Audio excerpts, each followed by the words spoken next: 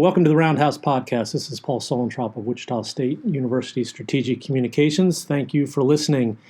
Today's guest is Wichita State volleyball associate head coach Sean Carter. He's going to update us on spring practices, which are rolling along. The Shockers will be in Koch Arena on April 9th, along with Air Force, Tulsa, Oklahoma, and Missouri State to play some spring volleyball.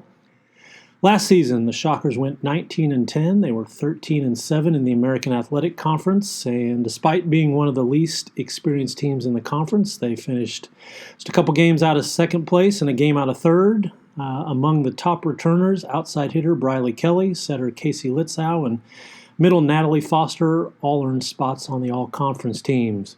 So, Sean, let's go back to November, kind of refresh people's memories. What stood out about last season, about how that team played? I think the biggest thing was just obviously getting back to, more wins, getting back to close to 20 wins. It was the first time in a few seasons that we had an opportunity to be a 20-win team. And despite, we missed one whole weekend of conference play, so I think we easily would have got there if we didn't have to sit out a weekend because of the COVID protocols and that kind of stuff. But I think it was a nice surprise to have young kids who we didn't know exactly how they would respond or what expectations we really should have, but they put us right back in okay, we're ready and focused to prepare to win a conference championship again, and that's really what our goal is now. But last year gave us the confidence that that's what we're going for. People around that team really consistently talk about the chemistry, the positive vibes of that group. When did you see that start to build? Well, generally speaking, most of our players are all, very good friends with each other. They all hang out with each other. They all live together. But there's just a different attitude when things are kind of hard, and the days, that are really early when we're in the gym or we're getting on them and that kind of stuff. There was this willingness to allow us to kind of grind on them a little bit and push them to do some things that aren't always comfortable or aren't always popular. There's definitely easier ways, but I think the group that they have grinding together for the hard stuff and just the motivation to be really, really good, because most of these girls are very removed from, some of the really good teams we've had recently in the past. So I think they're really wanting to kind of blaze their own trail. But that's just this innate desire of each kid really wanting to be good. Yeah, which players take a lead role in keeping the mood upbeat? Well, there's quite a bit that have very contagious personalities. Lauren McMahon, who unfortunately had a season-ending injury last year, is certainly one that keeps just morale high with, being funny, just her personality. Haley Pluggy, one of our setters, is certainly, those two are kind of the dynamic duo that are two. But Brylee's really pushing, everybody as far as, just taking kind of a leadership role and wanting to be kind of really good. Lily Lickway is not as quiet or not as outgoing as some others, maybe vocally, but she's certainly one that kind of is the glue that holds everybody together, it seems. And then obviously there's personalities like Morgan Stout that's just contagious and infectious. And then you have, Sophie Childs and Natalie Foster that are all a little bit more quiet, but in their own right, they all kind of get along with the rest of kind of the group. So it's a really fun dynamic of just kids, and they're really fun to be around. So spring is always a time for experimenting, moving people around, doing wacky fun stuff. What was the big goal, kind of the overarching theme when you guys got started this spring? One, we were really wanting to upgrade our defense. I think Lambo's going back to just his roots of what built the program, and it seems to be he climbed the ladder in the Missouri Valley, as he would say, through his defensive effort. He says took the title from Northern Iowa, and I think now, having gone around a few laps in our league the last few years. That's kind of ripe for the taking to be a team that's like really going to be the team that's the defensive team. So that was number one. So we really, as a group, we're trying to upgrade that. So we've done a lot of things towards that. Or we're putting the girls on the ground, hundreds of times a week, and they're, not complaining. It's, they're getting right after it. So it just shows the effort and the level. And then now we're really trying to put our most potent lineup on the floor, at least. As the guy that's in charge of the offensive stuff, I'm really wanting to have our biggest threat as a scoring unit out there, and then hopefully we can play good enough volleyball to keep those guys out there.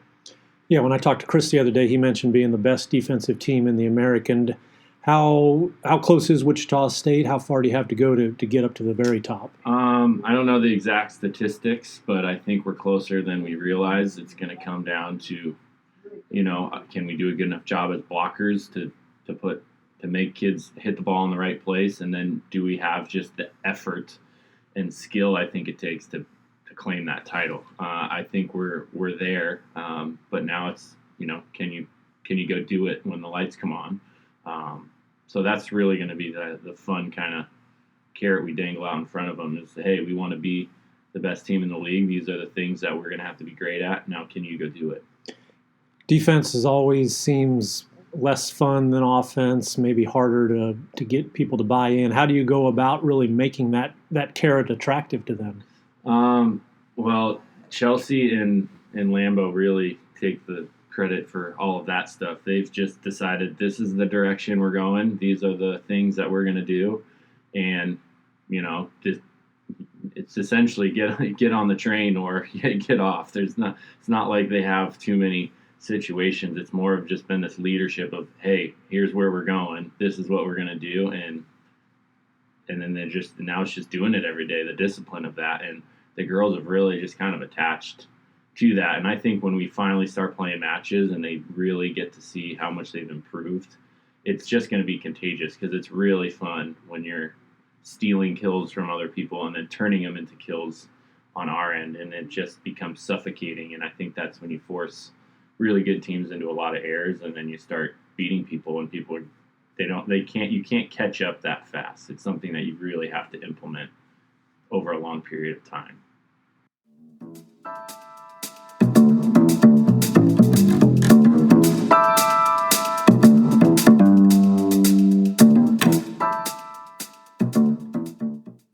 Hi, this is Rick Mioma, president of Wichita State University. Check out the latest episode of the Forward Together podcast. Each episode, I sit down with different guests from Shocker Nation to celebrate the vision and mission of Wichita State University. Listen wherever you get your podcasts.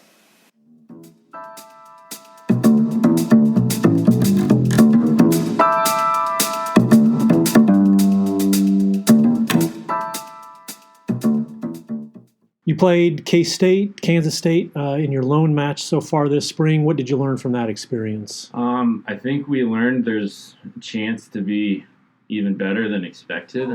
K-State was a team that finished, if I'm correct, third in the Big 12 last year, and Big 12 is obviously a really good league. And of our 4 sets we played, we beat them in 3 of them, and a couple of them were kind of comfortable, but we did really well with some of the defensive stuff we've been working on. We gave them a lot of line, which generally we don't generally do, and we scored at quite a high rate without any real preparation to that. So that was really encouraging that we can play a team like that, because usually it seems as if we're like a little bit less physical as far as the athletes.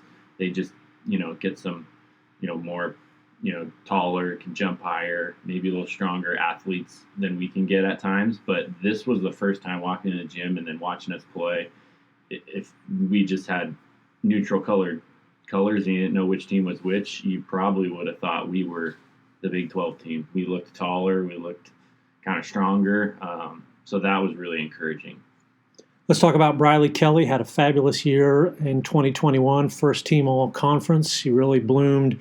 I guess what we would have noticed most was her as an offensive force, an outside hitter. What's next for Brylee? Next is getting her out there and staying out there all the time. And I think the biggest hurdle for her is just mentally, can she stay, level throughout the whole year? Because I think a lot of times for her, we have a higher opinion of who Brylee Kelly is as a volleyball player than she does of herself. So we're trying to get her to, hey Brylee, you may not have the best attacking numbers this week or last week. We really don't care because we have a whole season of data and your first team all conference to back the fact that you can do what you need to do as an attacker at the highest level. And now we're just trying to get her to be there as a passer and a digger. And if she gets there, she's going to be one of the best players, if not the best player in the league for the next 2 years.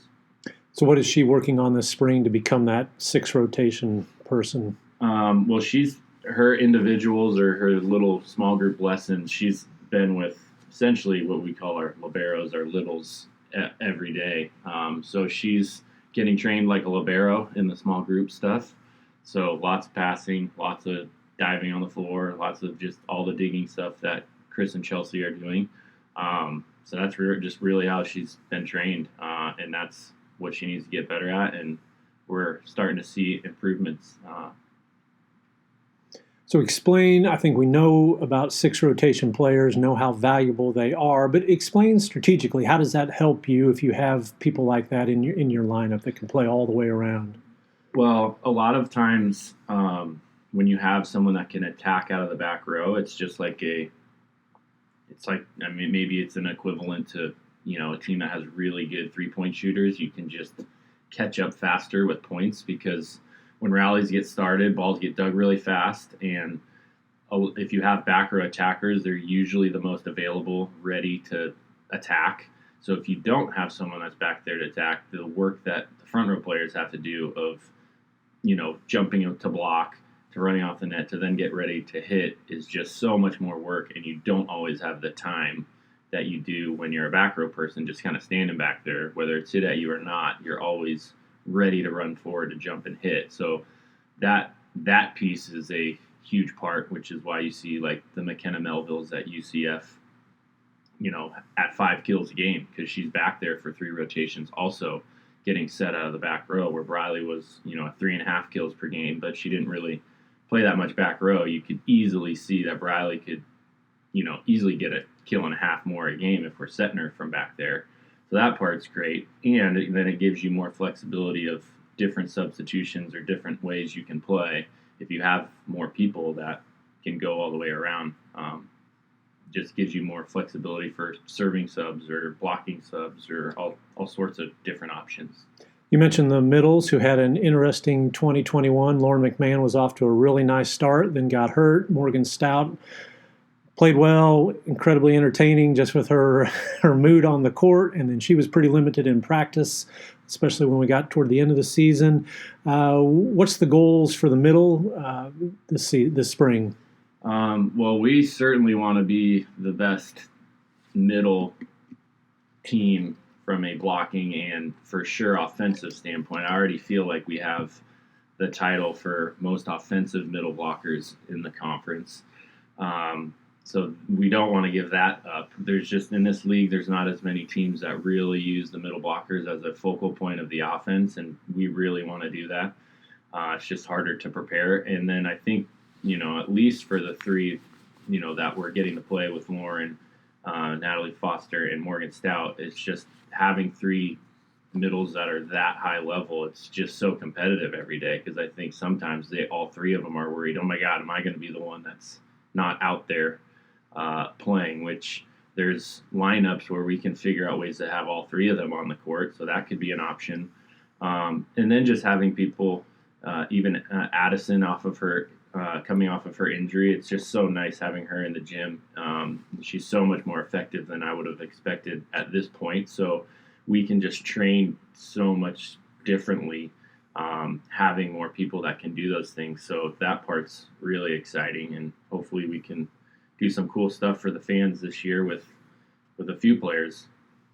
Addison, you're talking about Addie Badley. Yeah. Is that pronounced correctly? Yes. Okay, yeah. Freshman from Texas. Mm-hmm. Okay. Most pleasant surprise of the spring. What jumps out at you there? There's kind of a lot. I've been very happy with our setters. Casey's coming off a second team all conference, and I think she's even better than she was in the fall. She looks stronger, more fit.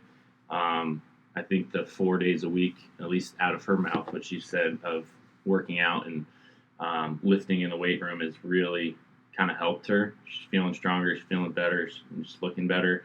And then Haley Pluggy also. I mean, it's not like Casey's running away with this thing. Haley's making it a lot more competitive than you would have maybe guessed. So that's been a pleasant surprise. I think just all of our littles are defensive people. I think Laura's getting more comfortable. Obviously, English much better. Her personality comes out a lot more. I think she's gonna surprise a lot of people with a lot of her defensive highlight reel kind of plays. Lily's just getting really, really comfortable as a passer, and I think more comfortable as a leader. That's gonna make us a lot better. So just the defensive stuff, and then for me, I've been a huge fan of Natalie Foster.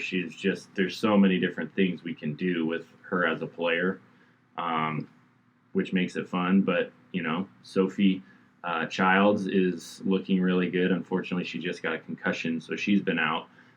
But she provides more options she could be an outside hitter, and we can do other things. So we just have so many different options. It's going to be pretty interesting of what we end up settling into. Casey Litzau took over that setter's spot kind of early last season, second team all-conference, and that's a position that, since Emily Hebert left, has kind of been in flux for the Shockers. How does it help having that consistency, her coming back for a second year? I think it's really important. One, for us, we make things a little bit more confusing than most coaching staffs, and we just put a lot on that setting position of knowing how we're going to try to attack a certain team, and it could be different from week to week.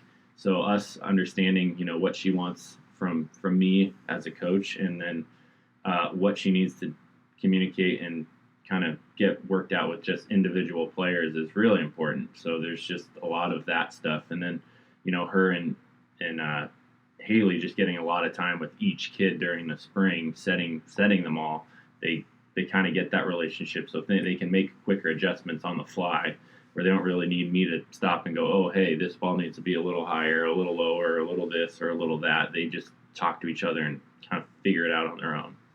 So with all the experimenting that goes on, it seems like maybe Natalie Foster is leading the way in experiment. You're moving her around a lot of places outside the middle. Tell us about her spring and what you're trying to get accomplished with her.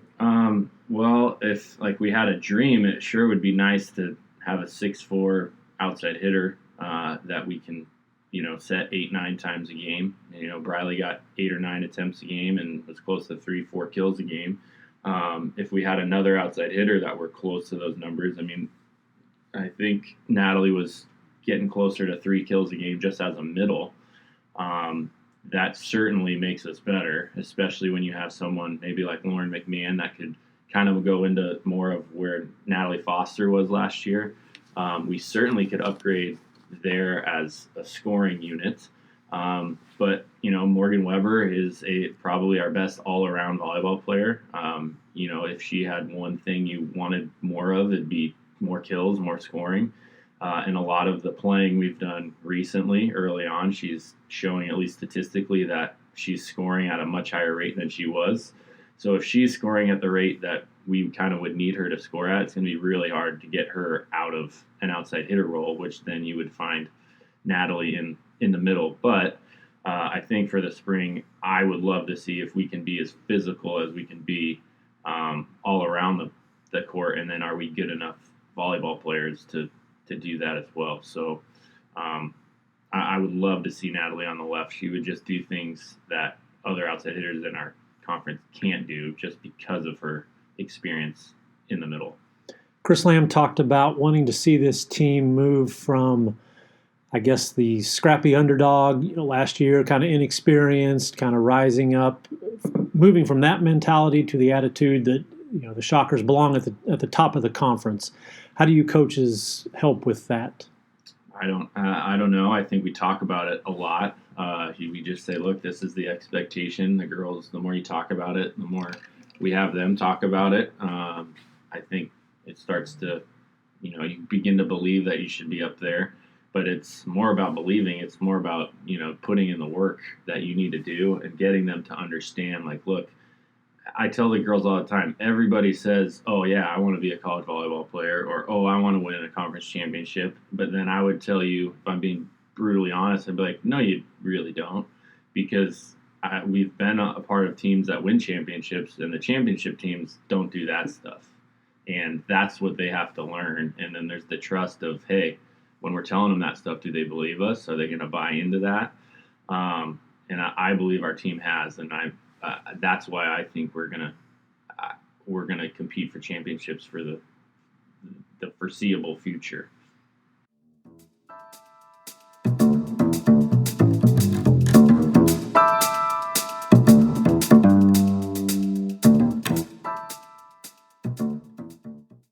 Thank you for listening to the Roundhouse podcast, courtesy of Wichita State University Strategic Communications. We appreciate your time.